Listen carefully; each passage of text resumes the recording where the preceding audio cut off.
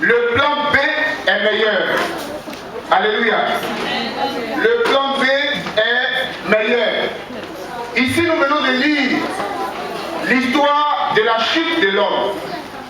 Après avoir été créés par Dieu, Adam et Ève ont succombé ou sont tombés devant les mensonges de Satan.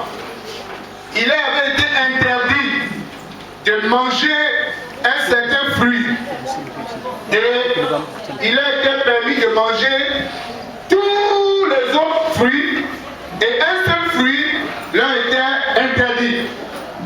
Et c'est malheureusement sous le charme du diable, ce fruit-là, que Adam et Ève sont allés manger. Et après avoir mangé le fruit, Dieu est arrivé là où ils étaient et il s'est rendu compte qu'ils avaient péché contre lui. Et ce que nous venons de lire, ce sont les sentences, les jugements de Dieu, n'est-ce pas, qui tombaient sur ses enfants Adam et Ève. Au serpent, il lui a dit, puisque tu as fait cela, désormais tu vas ramper. Mais ça ne nous intéresse pas. Ce qui nous intéresse ce matin, c'est que Dieu lui a dit, je mettrai inimitié entre toi et la femme. La postérité de la femme écrasera ta tête. Et toi, tu nous blesseras le talon. Alléluia. Satan venait de réussir un grand coup. Dieu avait créé des hommes, hommes et femmes. Il avait créé une œuvre merveilleuse sur une terre merveilleuse.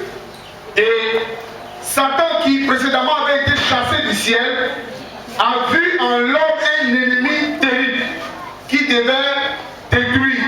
Et pour lui, en faisant échouer l'homme, il faisait échouer le projet de Dieu. Alléluia.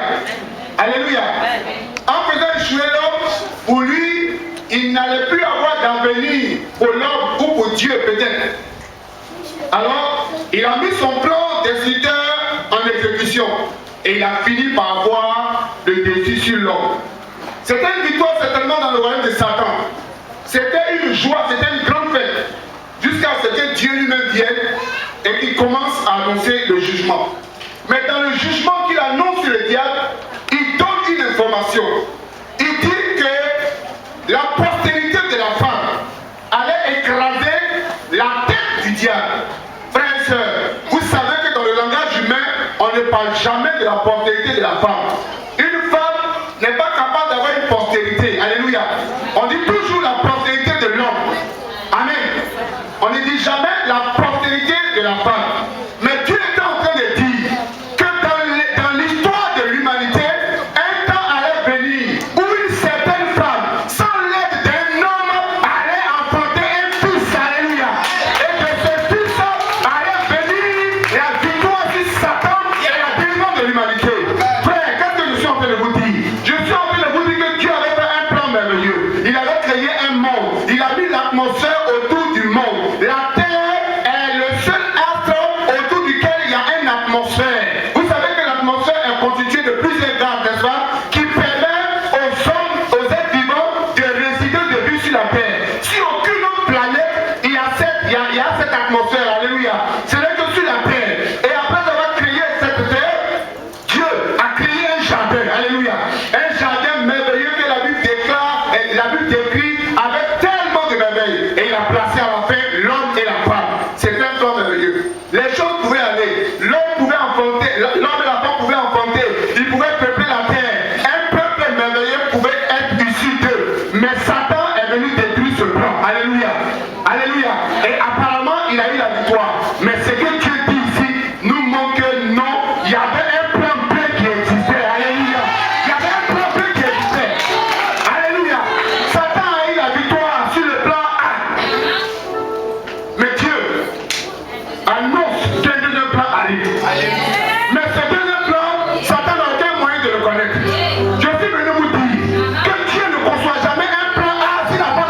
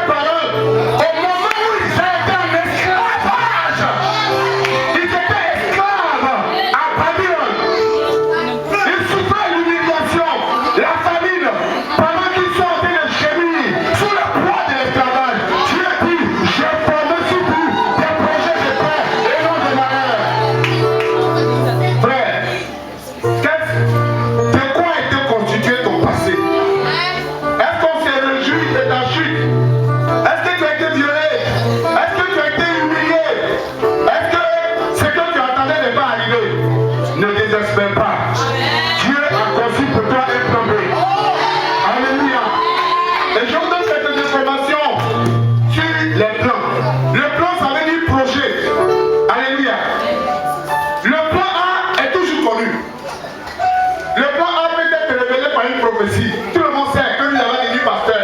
Tout le monde sait que lui est un homme d'affaires. Tout le monde sait que c'est la robe, c'est marié. Tout le monde sait que tu vas inventer. Ça, c'est le plan A. Le diable connaît le plan A. C'est pourquoi il fait de tout le plan A.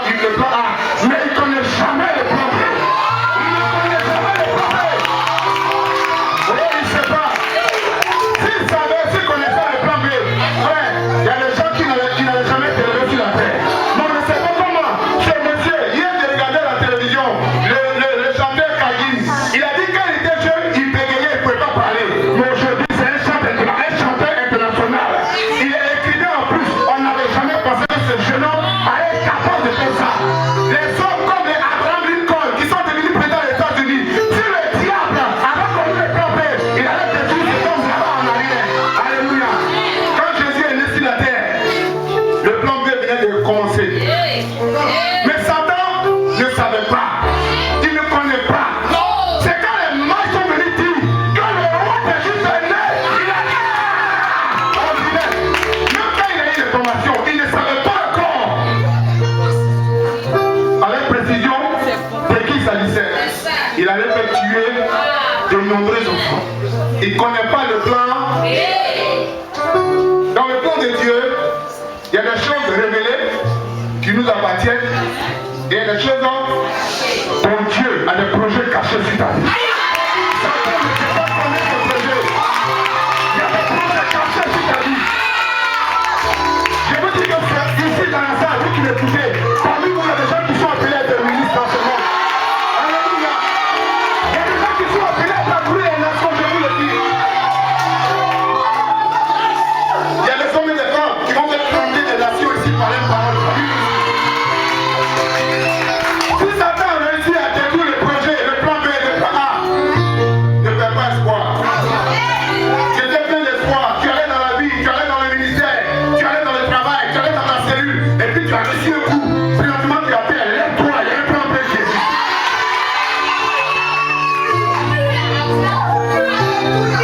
Il y a donc des choses cachées que Satan ne connaît pas. Et je vous donne un verset de la Bible. J'ai le premier cours. Il y a un verset de la Bible qui dit celui qui parle en langue ne parle pas aux hommes, mais il parle à Dieu. Car c'est un esprit qui dit quoi? Il dit quoi? Oh, alléluia. Je suis en train de vous parler d'une prière qu'on peut faire.